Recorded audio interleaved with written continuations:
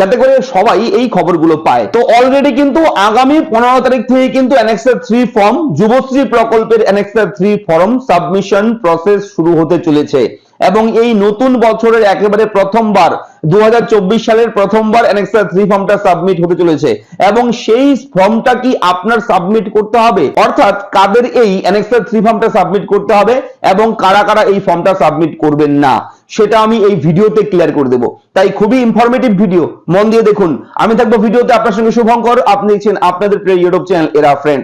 চ্যানেলটাকে সাবস্ক্রাইব করে দেবেন, ভিডিওটা লাইক করে দেবেন এবং একটু শেয়ার করে দেবেন, যাতে করে আপনার যেরকম উপকার হচ্ছে তেমন আরো অনেক যুবশ্রী বন্ধুদের যাতে করে হেল্প হয়। তাই শেয়ার করতে কিন্তু একদম ভুলবেন না। তো যুবশ্রী প্রকল্পের অ্যানেক্সার 3 ফর্ম কাদের কাদের এবার জমা করতে হবে, কাদের কাদের করতে হবে না, চলুন আমরা দেখে নেই।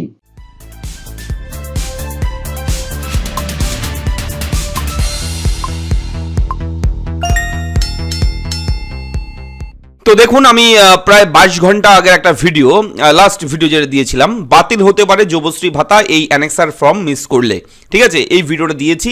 আপনারা প্রচুর মানুষ কিন্তু এখানে দেখেছেন, আপনি হয়তো ভিডিওটা দেখেছেন, খুবই ইনফরমেটিভ ভিডিও ছিল এবং সেই ভিডিওর পরিপ্রেক্ষিতে আমি আজকের এই ভিডিওটা করছি যে আপনারা নিজেরা কি করে বুঝবেন যে আপনার অ্যানেক্সার 3 ফর্মটা এবার নতুন বছরের নতুন প্রথমবার সাবমিট অ্যানেক্সার 3 এই 3 নম্বর ফর্মটা কি সাবমিট করতে হবে, আপনার কি জমা করতে হবে, এবং যদি আপনার জমা করতে না হয় তাহলেও বা কিভাবে আপনি বুঝবেন, সেটা আপনি কিভাবে চেক করবেন, সেটা আমি এই ভিডিওর মাধ্যমে শেয়ার করতে চলেছি, মন দিয়ে দেখবেন। তো দেখুন, সাবমিট অ্যানেক্সার 3 এখানে যদি এখন ক্লিক করেন, ক্লিক করলে কিন্তু ফর্ম ওপেন হবে না। ফর্মটা ওপেন হবে 15 তারিখ, 15 জানুয়ারি 2024 এই তারিখ থেকে কিন্তু স্টার্ট হবে। দেখুন, submission of annexure 3 will start from 15 জানুয়ারি 2024 এই তারিখে কিন্তু চালু হবে, ফর্মটা এখানে চলে আসবে তখন। তবে লিঙ্ক কিন্তু জেনারেট করে দিয়েছে এমপ্লয়মেন্ট ব্যাংক কর্তৃপক্ষ এবং অফিসিয়াল ওয়েবসাইটেও কিন্তু একটা বিশেষ বিজ্ঞপ্তি অর্থাৎ একটা নোটিশ কিন্তু জারি করেছে বাংলা এবং ইংরেজি দুই ল্যাঙ্গুয়েজেই, ঠিক আছে, আপনারা এটা ভালো মতন দেখে নিতে পারেন। আমরা ভিডিওর মাধ্যমে সমস্ত কিছুই বিশ্লেষণ করেছি এর আগের ভিডিওতে। তো চলুন আজকে শুরু করি আজকের ভিডিও, কিভাবে আপনারা চেক করবেন। দেখুন, আপনার কাছে একটা ইবি নাম্বার আছে, যে ইবি নাম্বারটাকে আমরা আইডি নাম্বার বলে থাকি, ঠিক আছে। লগ ইন করতে গেলে যেটা চেয়ে বসে, লগ ইন করতে গেলে যেটা আপনার দিতে হয়, user name, password, security code, এই যে অপশনগুলো রয়েছে, এই ইউজার নেমটাই হচ্ছে আপনার ইবি নাম্বার, আইডি নাম্বার, ঠিক আছে। তো সেটাকে আপনি বের করে রাখবেন এখনই, ঠিক আছে। বের করে রেখে সেটা আপনারা অবশ্যই কিন্তু এই যে অপশন রয়েছে track status for enrolment and Yuvashree, এই অপশনে গিয়ে ক্লিক করবেন। ক্লিক করার পর আপনারা এই জব সিকার আইডির জায়গায় আপনারা সেই ইবি নাম্বারটা এই জায়গায় আপনারা বসিয়ে দেবেন, ঠিক আছে। আপনার ইবি নাম্বার বসিয়ে এই সিকিউরিটি কোড রয়েছে, এই কোডের জায়গায় এই কোডে যেটা রয়েছে এই কোডটা দেখে দেখে হুবহু মিলিয়ে, ছোট হাতের বড় হাতের সংখ্যা সবকিছু মিলেমিশে রয়েছে।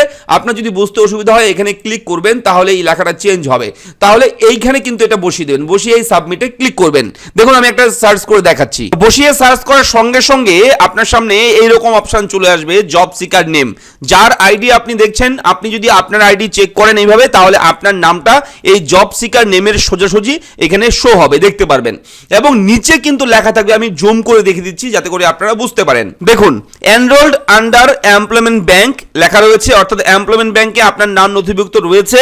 Please submit annexure 3 online between 15/1/2024 থেকে 4/2/2024 এরকম লেখা চলে এসছে। যদি আপনার এরকম আসে তার মানে আপনারও কিন্তু এই তারিখের মধ্যে অ্যানেক্সার 3 ফর্মটা সাবমিট করতে হবে। আপনাকে এখানে উল্লেখ করে দিয়েছে, প্লিজ সাবমিট, অনুগ্রহ করে আপনি আপনার অ্যানেক্সার 3 ফর্মটি অনলাইনের মাধ্যমে এই তারিখ থেকে এই তারিখের মধ্যে সাবমিট করুন, এটা কিন্তু উল্লেখ রয়েছে। যাদের এরকম আসছে আপনারা দেখুন এখনই চেক করে ভিডিও দেখার পরেই, ঠিক আছে, যে আপনারা এসছে কিনা এরকম। যদি এরকম আসে আপনারা কমেন্ট বক্সে ইয়েস লিখবেন, ঠিক আছে। আপনাদেরকে বলে রাখি, কমেন্ট সেকশনে ইয়েস লিখে কমেন্ট করবেন। যদি আপনাদের এইরকম আসে, যদি আপনাদের এই তারিখের মধ্যে অ্যানেক্সার 3 ফর্মটা সাবমিট করতে হবে এরকম লেখা থাকে, তাহলে ইয়েস লিখে কমেন্ট করবেন।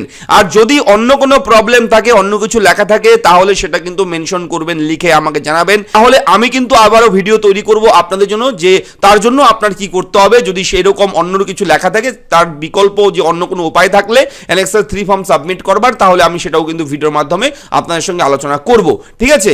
তো এই হচ্ছে ভিডিওর আজকের মূল আপডেট, আশা করি বুঝতে পেরেছেন। যদি কোথাও কোনো রকম ডাউট থাকে কমেন্ট করে আমাকে জানাবেন। দেখা হচ্ছে পরবর্তী ভিডিওতে, ভালো থাকবেন, চ্যানেলটাকে সাবস্ক্রাইব করে দেবেন, ধন্যবাদ।